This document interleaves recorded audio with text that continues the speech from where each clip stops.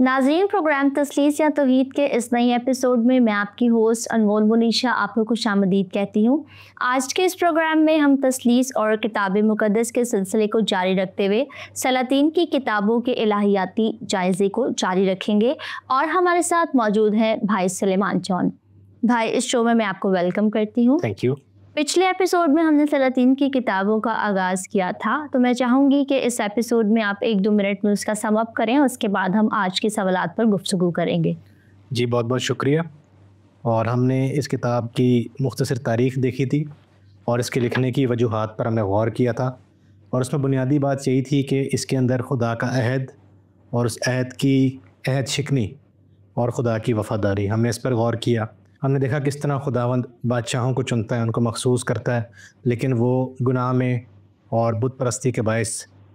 خدا کے اس عہد کو توڑتے ہیں، اور اسی طرح وہ اپنی قوم کی گراوٹ کا باعث بھی بنتے ہیں۔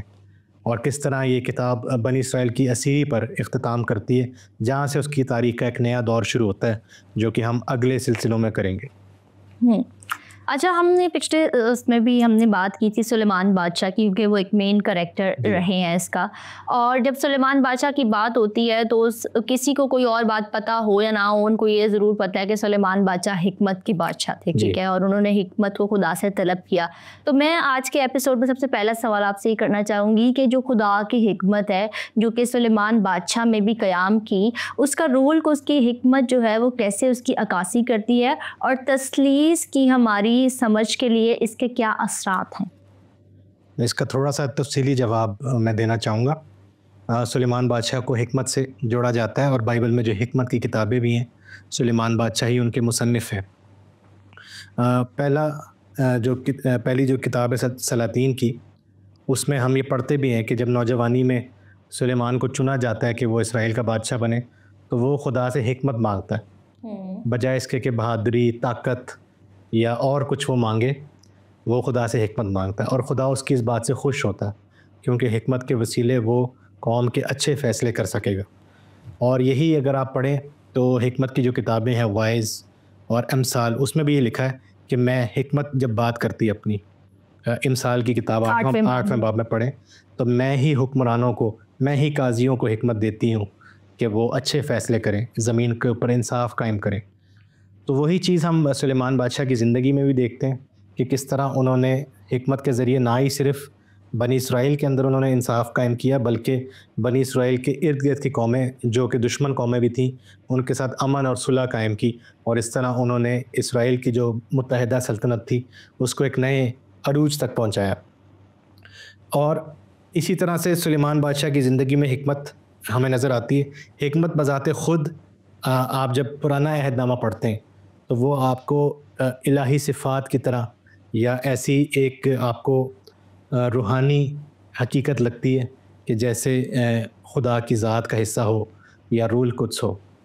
اس کے لیے بنیادی ہمارا جو حوالہ ہے وہ امثال 8واں باب ہے، جس کے اندر حکمت کو ایسے دکھایا گیا ہے کہ وہ ازل سے ہے، پرسونیفائی ہے، یعنی کہ وہ ازل سے ہے، اسی نے ہی دنیا کو بنایا ہے، یا خدا نے حکمت کے ذریعے ہی دنیا کو بنایا ہے۔ تو جو اور بھی کتابیں حکمت کی جو بائبل میں نہیں بھی ہیں، جیسے یشوع بن سراخ، تو اس میں اندر بھی آپ کو یہ پڑھ کے ایسا تاثر ملتا ہے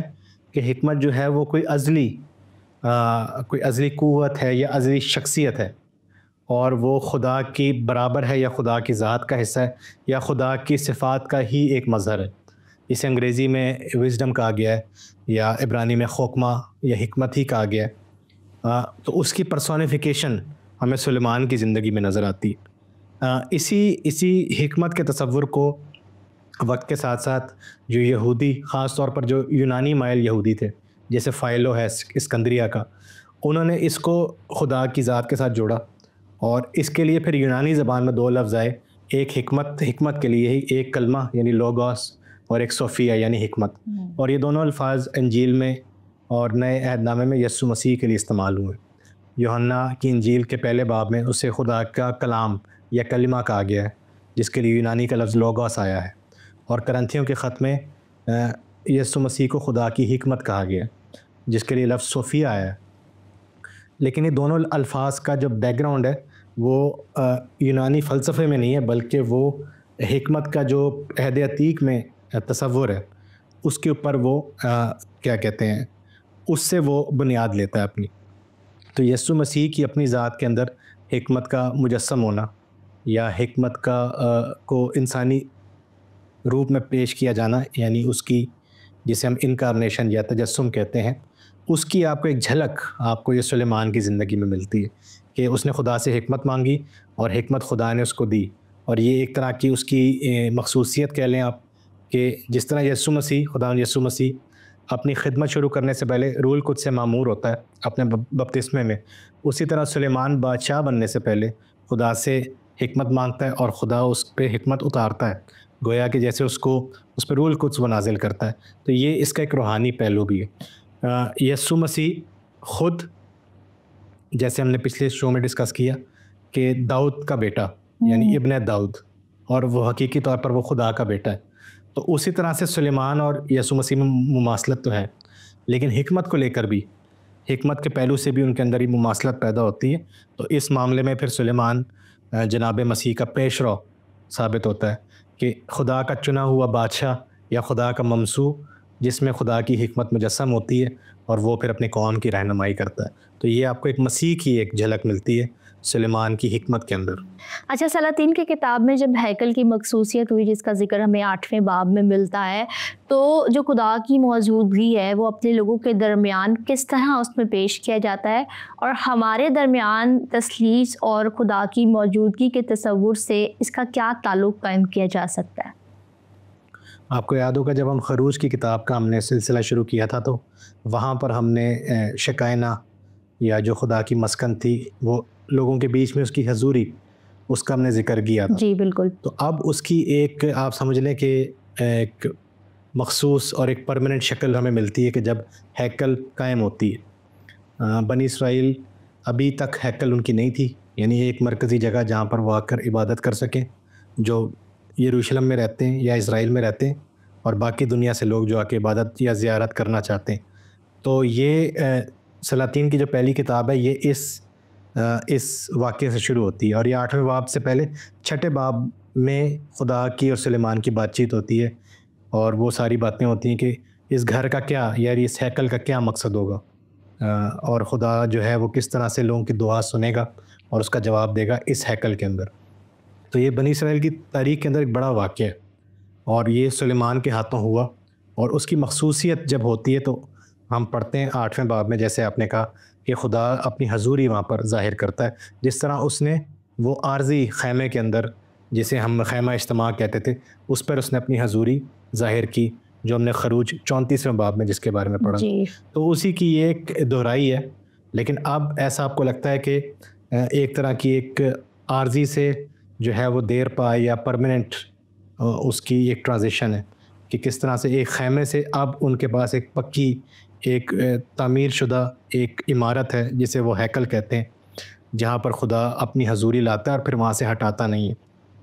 اور یہ ایک طرح کا آپ سمجھ لیں تعارف ہے، کیونکہ آگے جا کے اس ہیکل نے تباہ ہونا ہے آگے جا کے، اور پھر اس ہیکل کے ساتھ دوسری عبادت گاہیں بھی بننی ہیں جہاں پر بال دیوتا کی عبادت ہونی ہے. تو اس کے تعارف کے طور پر بھی پہلی سلاطین کے شروع میں ہی اس واقعے کو بیان کیا گیا. اور بے شک یہ جو ہیکل ہے اور ہیکل میں خدا کی حضوری ہے، یہ اس کو مسیحی لوگ اس کو زیادہ گہرے طور پر سمجھتے ہیں، کیونکہ ہم کرنتھیوں کے خط میں پڑھتے بھی ہیں کہ ہم جو ہیں وہ خدا کی ہیکل ہیں، اور خدا کی حضوری یا خدا کی جو روح القدس ہے وہ ہمارے اندر معموری بھرتی ہے اور ہمارے ساتھ رہتی بھی ہے. تو یہ اس کی ایک جھلک ہے. یہ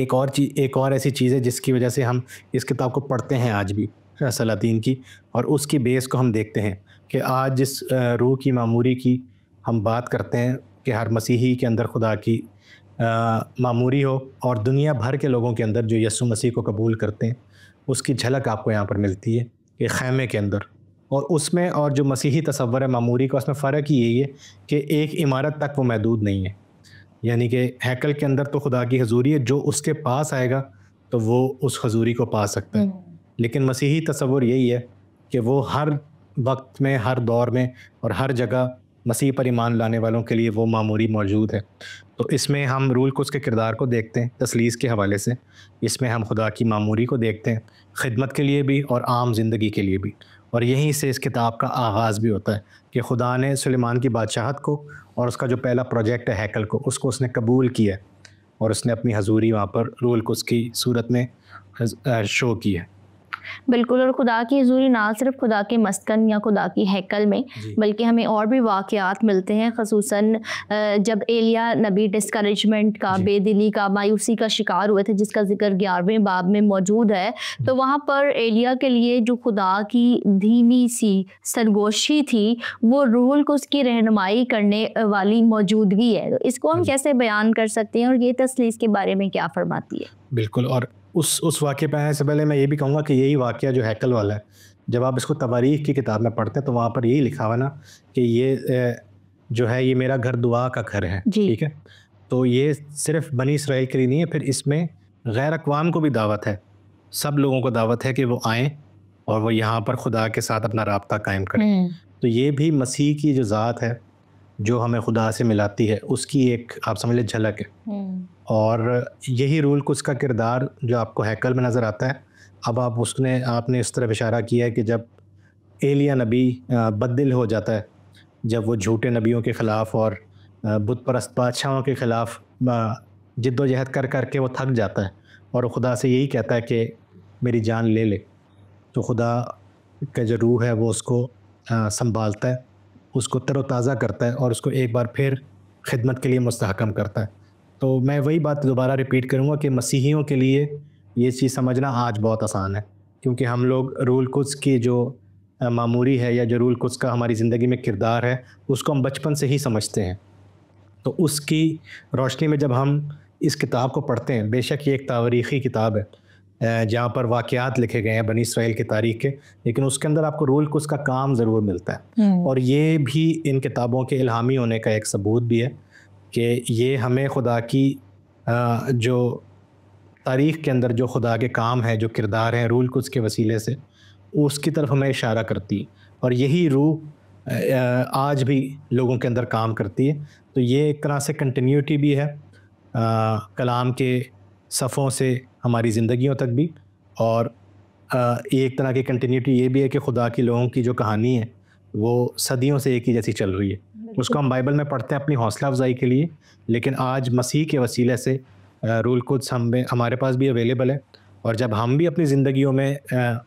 خدا ہمیں کسی منصب پر فائز کرتا ہے یا ہم کسی مصیبت سے گزرتے ہیں، تو آج بھی روح القدس ہمیں ویسی تقویت بخشتی ہے جس طرح سلیمان یا ایلیا یا دیگر لوگوں کو سلاطین کی کتاب میں بھی اس نے بخشی.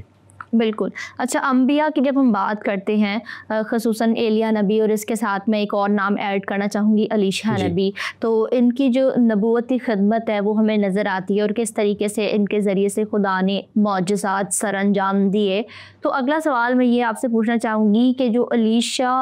نبی اور ایلیا نبی کی جو نبوتی خدمت تھی وہ کن طریقوں سے روح القدس کی طاقت اور روح القدس کی یا خدا کی موجودگی کو ظاہر کرتی ہے، اور اس کا تثلیث سے کیا تعلق ہے؟ اس کا جواب دینے سے پہلے میں تھوڑا سا اس بات کو بیان کرنا چاہوں گا، اور آپ نے ٹھیک طرف اشارہ کیا ہے کہ سلاطین کی کتاب بادشاہوں کی تاریخ تو ہے، لیکن اس کے اندر جو خدا کے نبی ہیں بالخصوص ایلیا اور الیشا، یہ ان کی کتاب ہے. اور زیادہ تر لوگ جیسے ہم بچپن سے سنڈے اسکول میں پڑھتے ہیں تو ہم یہ واقعات زیادہ پڑھتے ہیں بجائے اس کے کہ بادشاہوں کی تاریخ ہم پڑھیں. اور اس کی خاص ایک اہمیت بھی ہے ہمارے لیے، اس کو میں آگے جا کے بیان کروں گا. جو نبوتی خدمت ہے، آپ دیکھیں کہ اس سے پہلے وہ عہد عتیق میں اتنی زیادہ اجاگر نہیں ہے. سیموئل کی کتاب کے اندر آپ سیموئل کی اپنی زندگی کے بارے میں پڑھتے ہیں کہ وہ بھی ایک نبی تھا، اور ناتن کے بارے میں، لیکن ان کا آپ کو براہ راست ایسا لگتا ہے کہ وہ بادشاہوں کے نبی ہیں اور ایک طرح سے درباری نبی ہیں کہ وہ خدا کی مرضی بادشاہ کو بتاتے ہیں. اس کتاب میں فرق یہ ہے جو کہ اس کتاب کو ہمارے لیے بڑا ریلیونٹ بھی بناتی ہے کہ نبی جو ہے وہ بادشاہ کو کنفرنٹ کرے، یعنی وہ ظالم یا گنہگار بادشاہ کی مذمت کرے اور اس کا گناہ پبلک میں اسے بتائے. آپ کو پتہ ہے کہ سیموئل کی کتاب میں داؤد کی زندگی کا ایک پہلو ایسا آتا ہے جب وہ ایک برائی سے گزرتا ہے، تو تب بھی ایک خدا کا خادم یا نبی ناتن اس کو ملامت کرتا ہے، لیکن وہ دو لوگوں کی آپس کی گفتگو ہے. وہ کلام مقدس میں تو درج ہے، لیکن وہ ایسا ہی ہے کہ دربار کے اندر ہی بات ہوئی اور وہ باہر نہیں نکلی۔ اب یہ جو 2 نبی ہیں، خاص طور پر ایلیا، یہ وہ ہیں جو بادشاہوں کے گناہ پبلک میں لے کے جاتے ہیں، یعنی دنیا کے سامنے ان کو ایکسپوز اعلان کرتے ہیں اور خدا کے نبی ہونے کے منصب کے طور پر اس کو ان کی تنبیہ کرتے ہیں۔ بیسکلی مقصد یہ کہ وہ توبہ کریں اور خدا کے عہد میں واپس شریک ہوں۔ اب ایلیا اور الیشا کا ہمارے ایمان سے خصوصی طور پر جو تثلیثی ایمان ہے اس سے بڑا گہرا تعلق ہے۔ اس کی میں آپ کو وجہ بتاتا ہوں۔ جیسے میں نے آپ کو بتایا کہ نمبر 1 جو ہے ان کی نبوت کی خدمت، نبوت کی خدمت جو ہے وہ ایلیا اور الیشا میں بہت زیادہ نمایاں ہوتی ہے، اور اس کے بعد پھر ایک نبیوں کا سلسلہ شروع ہوتا ہے جس کے بارے میں ہم پڑھتے ہیں عہد عتیق کے اندر۔ تو جناب مسیح کی بھی جو خدمتیں تھیں ان میں سے ایک خدمت نبوت کی خدمت تھی، اور اکثر ہم مسیحی حلقوں کے اندر اس کو نظر انداز کرتے ہیں، یعنی مسیح کو ہم بطور شافی جانتے ہیں، مسیح کو بنیادی طور پر ہم کہتے ہیں کہ وہ نجات دہندہ ہے، لیکن اس کی جو نبوتی خدمت ہے اس کے اوپر ہم زیادہ زور نہیں دیتے۔ لیکن مسیح جو تھا وہ آیا ہی نبوتی خدمت، اسی روایت میں، اسی لڑی میں جس میں ایلیا اور الیشا تھے۔ مسیح بھی اسی طرح کا ایک نبی تھا کہ جو اپنے زمانے کے حکمرانوں کو چیلنج کرتا تھا اور قوم کو واپس خدا کی طرف لانے کی کوشش کرتا تھا، اور نبیوں کا کام بھی یہی تھا۔ نبوت ہم پہلے بھی ڈسکس کر چکے ہیں کہ ہمارے سامنے اس کا ایک بڑا سرسری سا ایک تصور ہے کہ نبوت کا مطلب ہوتا ہے پیش گوئی، انگریزی میں ہم جسے کہتے ہیں پریڈکشن، یہ کیا ہوگا۔ نبوت صرف پیش گوئی نہیں ہے، نبوت ہے کہ خدا کی مرضی کیا ہے، اور خدا کے کلام کے مطابق جو سچائی ہے وہ لوگوں کو بیان کی جائے، اور معاشرے کی جو برائیاں ہیں ان کو اجاگر کیا جائے اور لوگوں کو توبہ کے لیے واپس بلایا جائے۔ پیش گوئی اس کا ایک حصہ ہے، لیکن نبوت صرف یہ نہیں کہ کیا ہوگا۔ تو ایلیا اور الیشا دونوں جو تھے وہ خدا کے نبی تھے، اور وہ نبوت کرتے تھے بادشاہوں کے خلاف جو کہ راستے سے بھٹک گئے تھے۔ تو یہ ایک مماثلت ان میں اور جناب مسیح میں بھی ہے، اور اس کے ساتھ ساتھ مسیح کے ساتھ ساتھ یوحنا بپتسمہ دینے والے کے بارے میں۔ اور ایلیا کا تو ایک براہ راست تعلق ہے بھی یوحنا بپتسمہ دینے والے سے، کیونکہ انجیل کے مطابق جو یہودیوں کا ایمان ہے کہ ایلیا واپس آنے والا ہے، تو انجیل کے مطابق وہ یوحنا بپتسمہ دینے والا ہی ہے، کہ جس طرح سے یوحنا نے ہیرودیس بادشاہ کو چیلنج کیا، اسی طرح ایلیا نے اخیب کو اپنے زمانے میں چیلنج کیا تھا۔ تو یہ مماثلت ہمیں ملتی ہے یہ ان دونوں یا چاروں کرداروں میں آپس میں۔ اور حکمت بھی یہی ہے، جیسے ایک نبوت کا پہلو ہے نا، اس طرح حکمت کا پہلو بھی ہے کہ مسیح اپنے آپ کو بھی حکمت کا اور یوحنا بپتسمہ دینے والے کو حکمت کے فرزند کہہ کے پکارتے ہیں۔ تو یہ جو 2 پہلو ہیں سلاطین کی کتاب کے اندر، یہ دونوں چیزیں آپ کو یسوع مسیح کی ذات میں پوری ہوتی ہوئی نظر آتی ہیں، اور یہ ایک پہلو ہے جس کے وسیلے سے ہم اس کی تثلیثی حقیقت کو سمجھ سکتے ہیں۔ لیکن صرف یہ نہیں ہے، ایلیا کا چناؤ، پھر ایلیا کی نبوتی خدمت، اس کے بعد ایلیا اور الیشا کے معجزے، اور ایلیا اور الیشا کے جتنے بھی معجزے ہیں وہ سارے کے سارے آپ دیکھتے ہیں وہی معجزے ہیں جو یسوع مسیح نے بھی کیے۔ مثال کے طور پر بیوہ کے بیٹے کو زندہ کر دینا، زارفت کی بیوہ کا بڑا مشہور واقعہ ہے، اور اسی طرح یسوع مسیح نے نائن کی بیوہ کے بیٹے کو زندہ کیا۔ پھر کھانا پیدا کرنا معجزے کے ذریعے، فطرت کو کنٹرول کرنا۔ ایلیا نے 3 سال نبوت کی کہ 3 سال تک بارش نہیں ہوگی اخیب کے زمانے میں، اور وہ نہیں ہوئی۔ اسی طرح یسوع بھی قادر تھا ہوا اور پانی کے اوپر، تو فطری مناظر کے اوپر۔ تو آپ یہ دیکھتے ہیں کہ جب آپ اور پھر کوڑیوں کا علاج کرنا، نعمان سریانی کا جو واقعہ ہے کہ کس طرح سے کوڑی کو شفا ملتی ہے، تو یسوع مسیح کی جو نبوتی اور شفائیہ خدمت تھی اس کا خاصہ یہ تھا کہ وہ کوڑیوں کا علاج کرتا تھا۔ تو آپ یہ دیکھتے ہیں کہ بالکل مماثلت پائی جاتی ہے ایلیا اور الیشا کی خدمت میں اور مسیح کی خدمت میں، اتنا کہ یہ سارے واقعات ایک طرح سے میچ کرتے ہیں۔ اور بلکہ انجیل جو لوگ تحریر کر رہے تھے یسوع مسیح کے شاگرد، ان کے نزدیک یہ ایلیا اور الیشا کی ہی کہانیاں تھیں جس کے اوپر انہوں نے مسیح کی شفائیہ خدمات کو بھی ماڈل کیا ہے۔ اور اس کے بعد پھر آپ دیکھتے ہیں کہ ایلیا اور الیشا کا خداوند کے پاس اٹھایا جانا، اور اسی طرح یسوع مسیح کا بھی جلال میں داخل ہونا۔ تو آپ یہ دیکھتے ہیں کہ یہ یسوع مسیح کی جو زندگی ہے، اس کی خدمت ہے، اس کی پیدائش، اس کی خدمت، اور پھر اس کا آسمان پر اٹھایا جانا، یہ آپ دیکھتے ہیں کہ سلاطین کی کتاب میں مختلف کرداروں کے ذریعے اس کی ہمیں ایک جھلک ملتی ہے۔ سلیمان کے ذریعے ہم مسیح کے جلال کو دیکھتے ہیں، سلیمان کے ذریعے ہم مسیح کی حکمت کو دیکھتے ہیں، سلیمان کے ذریعے ہم خدا کے بیٹے کے تصور کو سمجھتے ہیں اور خدا کی بادشاہی کو سمجھتے ہیں، اور ایلیا اور علیشہ کے ذریعے ہم مسیح کی نبوت کو، مسیح کی شفا کو اور مسیح کے آسمان پر اٹھائے جانے کو بھی سمجھ سکتے ہیں۔ تو اس لیے بھی اس کتاب کا، بے شک یہ وہ کتاب ہے جو اکثر لوگ روٹین میں نہیں پڑھتے، لیکن اس کا اور انجیل کے جو تعلیمات اور واقعات ہیں ان کے ساتھ ایک گہرا تعلق ہے۔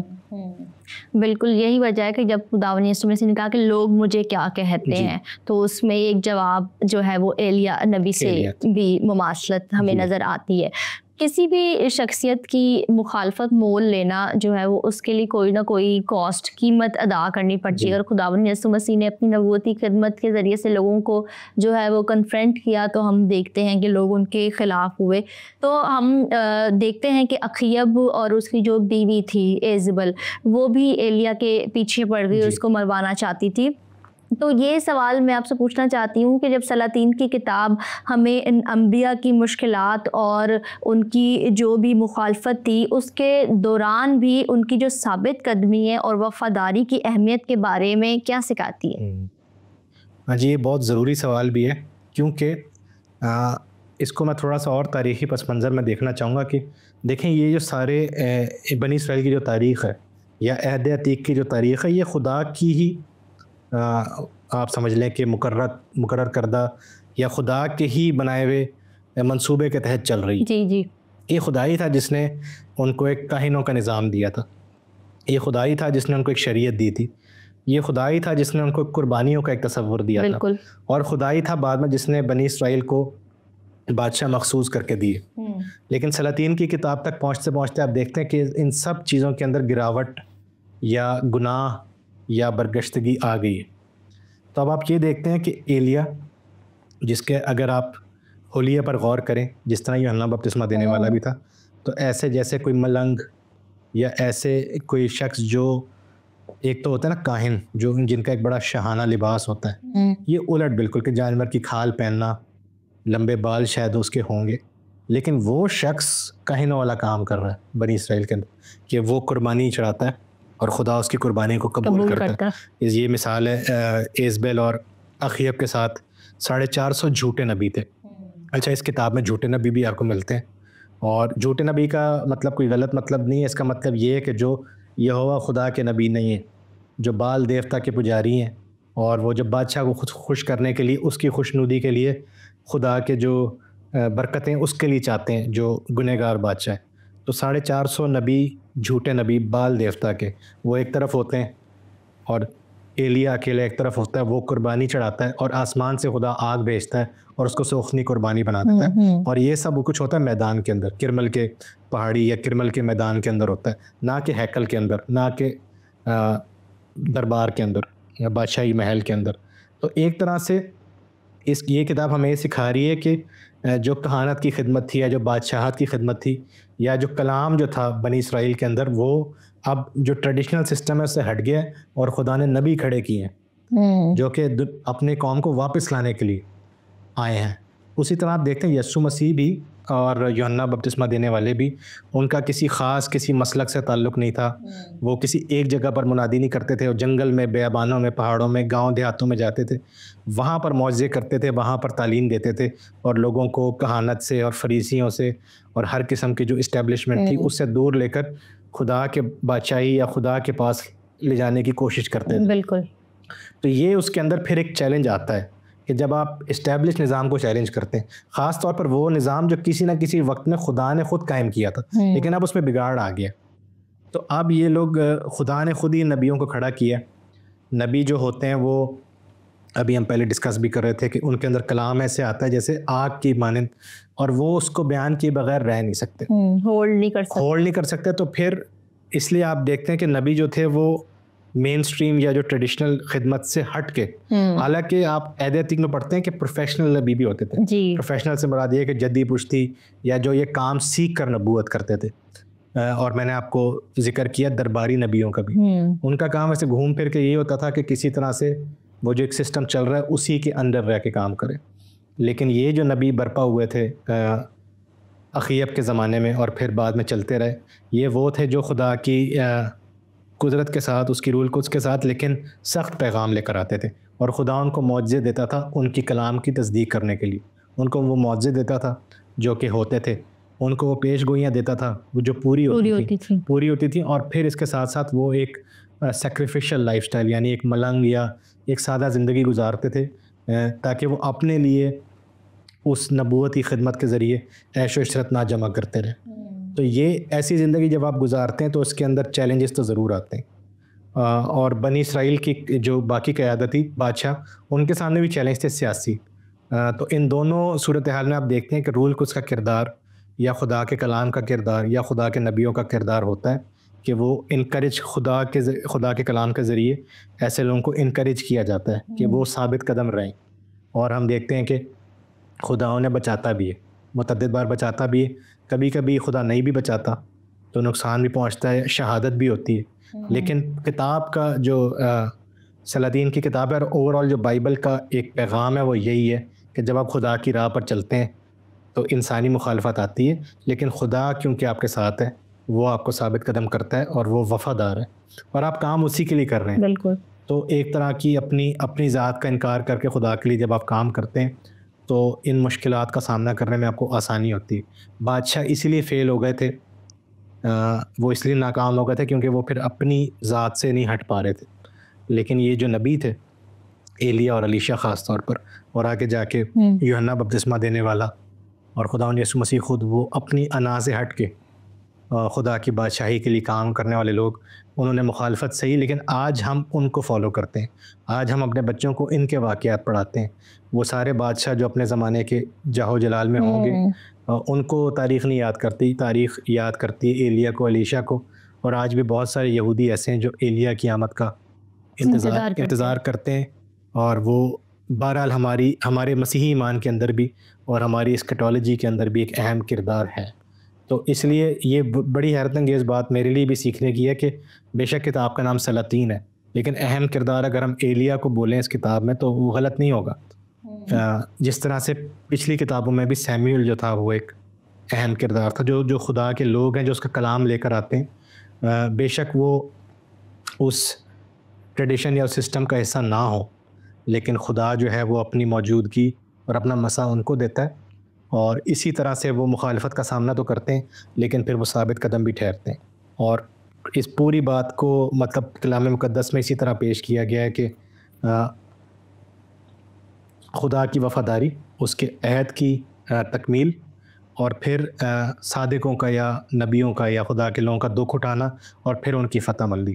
تو یہ پیٹرن آپ اس کتاب میں بھی دیکھتے ہیں اور پھر آگے چل کے یہی پیٹرن نئے عہد نامے تک بھی چلتا ہے.